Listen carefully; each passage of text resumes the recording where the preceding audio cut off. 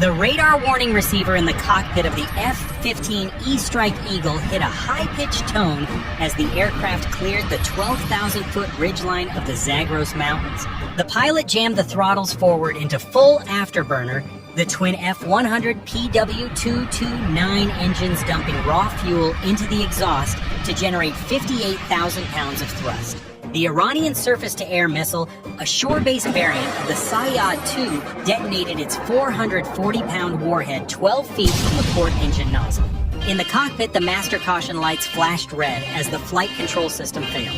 Eject, eject, eject. The ACS 2 ejection seats fired rocket motors, punching the pilot and weapons systems officer into the cold air at 600 miles per hour. Below them, the $84 million F-15E Strike Eagle tumbled into a flat spin, impacting the rocky Khuzestan slope and erupting into a 300-yard fireball of JP-8 fuel and wreckage.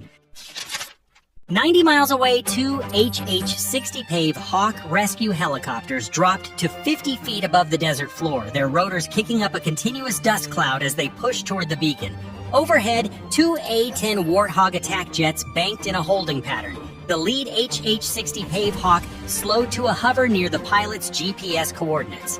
Iranian asymmetric forces opened fire with RPG-7s and 23mm anti-aircraft cannons hidden in the limestone caves. The lead HH-60 Pave Hawk took a direct hit to the tail boom. The pilot fought the torque, the aircraft spinning 180 degrees as black smoke choked the engine intakes. On the side of the helicopter, the door gunners hammered back with GAU-18/.50 caliber machine guns, the tracers drawing lines into the hillside. The A-10 Warthog lead rolled the jet into a 30-degree dive. The GEU-8 Avenger 30mm cannon spun up to its 3,900 rounds per minute fire rate. Depleted uranium shells impacted the Iranian position of energy, turning the cave entrances into clouds of pulverized rock and metal. Each shell hit with the force of a sledgehammer, vaporizing the RPG teams instantly. The second A-10 Warthog released 4 GBU-12 Paveway-2 laser-guided bombs. The 500-pound munitions tracked the laser spots on the Iranian technicals, the explosions tossing the vehicles 50 feet into the air. The rescue team pulled the pilot into the vibrating cabin of the damaged HH-60 Pave Hawk, but the WSO signal was dead. The helicopters pulled power, the pilots pushing the cyclic forward to max speed as they retreated under a curtain of 30mm cannon fire. As the HH-60 Pave Hawks flared for extraction, Iranian insurgents unmasked Zu-23, 2 anti-aircraft cannons hidden under camouflage netting on the reverse slopes. The 23mm armor-piercing incendiary rounds slammed into the belly of the lead HH-60 Pave Hawk. In the cabin, 2 American crew members were peppered with shrapnel as the rounds punched through the airframe. Iranian state media captured the moment of impact. Simultaneously, 39K-338 Igla-S shoulder-fired missiles were launched from the high ridge lines. The first missed, but the second detonated near the engine intake of the second HH-60 Pave Hawk, sending a spray of hot metal into the turbine. The A-10 Warthog, providing cover, was bracketed by heavy machine gun fire from multiple directions. 12.7mm rounds impacted the A-10's reinforced wings and engine cowlings. The Iranian ground forces moved with calculated aggression, using the rugged Zagros terrain to stay in the blind spots of the circling jets, forcing the American pilots to fly lower and slower into the teeth of the anti-aircraft fire.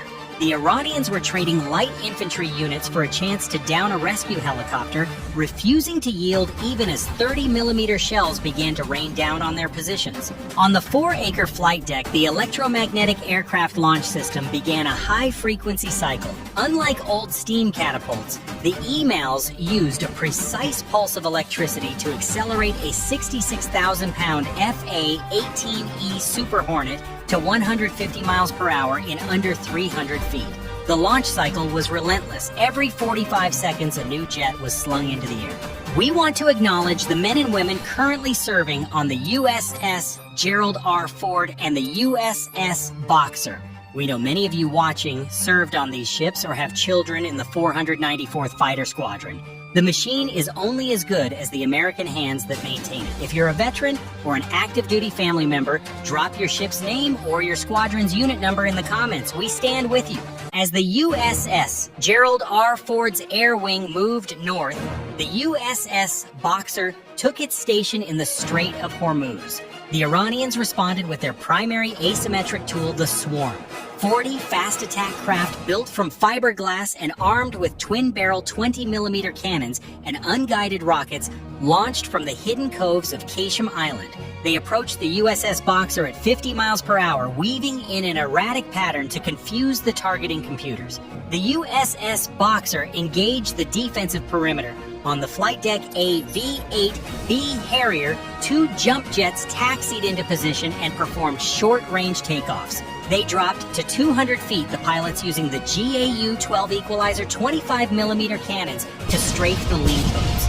On the ship's deck, the Mark 38 25mm machine gun systems began a computer-controlled track. The barrels tracked the zigzagging boats, firing 3-round bursts that punched through the engines of the Iranian vessels. When a boat managed to fire a 107mm rocket toward the hull, the USS Boxer's RIM-116 rolling airframe missile system fired. The missile spun at 10 cycles per second as it left the launcher, its infrared seeker locking onto the rocket's heat and obliterating it 200 yards from the ship.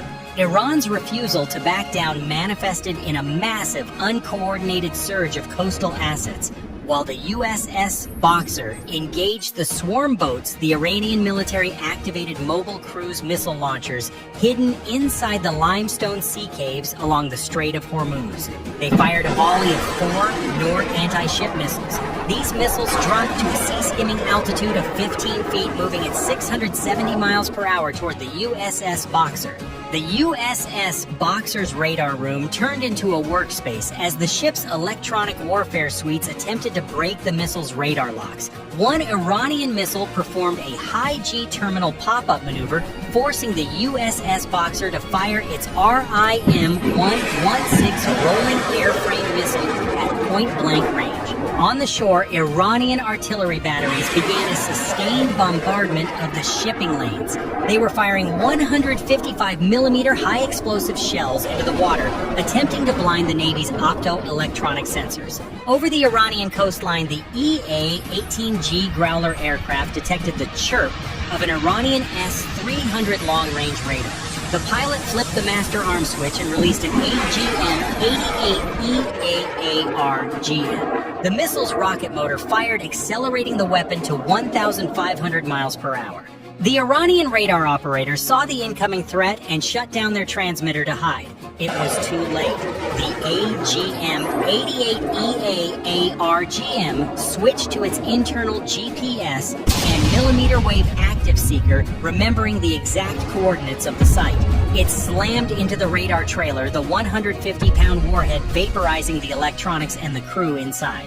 With the long-range eyes of the enemy blinded, the F-35C Lightning II fighters moved in. They opened their internal weapons bays and released GBU-53/B Stormbreakers. These munitions glided on wings using tri-mode seekers to find mobile missile launchers hidden in the tree lines. 3 launchers were hit simultaneously. The secondary explosions from the Iranian missiles cooked off, sending white-hot rocket motors spinning wildly into the Iranian troop concentrations. The Air Force B-1B Lancer bombers received the data link coordinates from the Navy's E-2D Advanced Hawkeye command plane.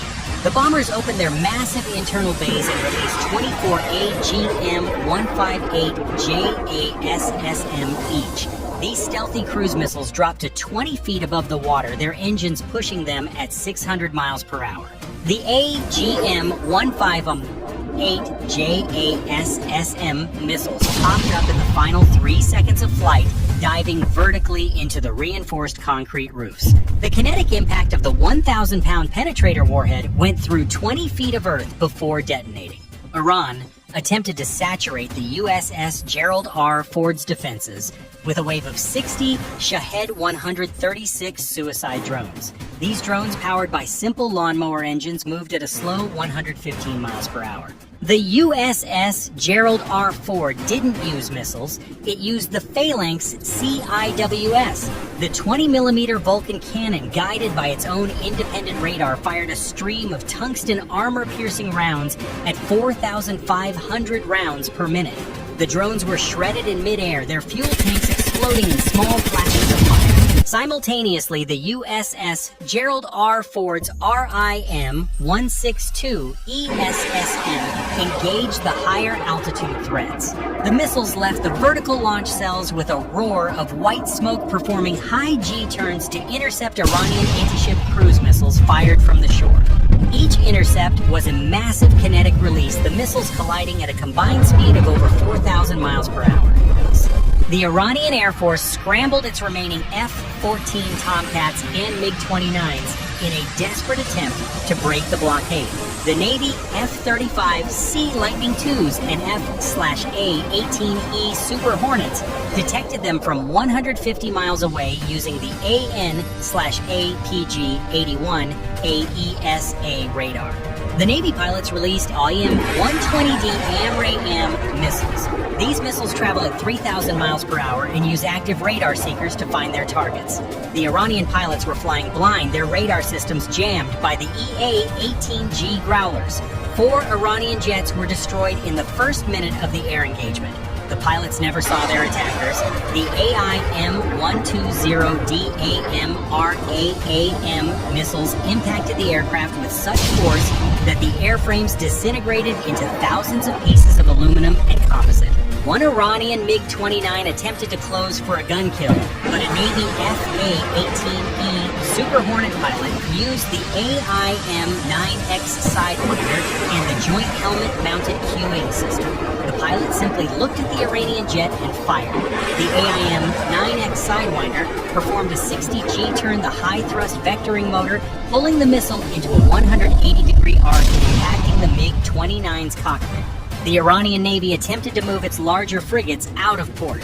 The USS Boxer detected the movement and launched 2 F/A-18E Super Hornets armed with AGM-84 Harpoon anti-ship missiles. The AGM-84 Harpoon dropped to its sea-skimming altitude of 15 feet. At 530 miles per hour, it was nearly impossible to detect against the wave clutter. The first missile impacted the Iranian frigate's hull at the waterline. The 488-pound warhead detonated inside the ship's magazine. The resulting explosion ripped the ship in half the bow and stern, sinking in under 3 minutes. The second AGM-84 Harpoon hit the port's fuel pier, the kinetic impact triggering a chain reaction of secondary explosions that destroyed 3 moored patrol boats and the primary fueling infrastructure for the local Iranian naval base. As the USS Gerald R. Ford moved to a tighter blockade position under the cover of a sandstorm, Iranian civilian-style shows dropped dozens of EM-52 rocket-rising mines into the deep water channels. When the mines detect a target, they fire a rocket-propelled warhead upward into the ship's hull. The USS Boxer's sonar detected the first launch, a high-speed acoustic spike moving vertically from the seabed. The mine detonated 50 feet from the ship's port side, the shockwave temporarily knocking out the ship's secondary communications array. Iran launched rockets and mines to disrupt operations while using a captured WSO as a shield. U.S. forces responded with precision strikes, clearing threats and securing the area.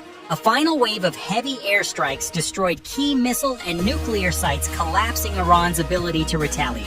With resistance, neutralized U.S. forces maintain control and continue the high-stakes rescue mission while the situation edges closer to a decisive turning point.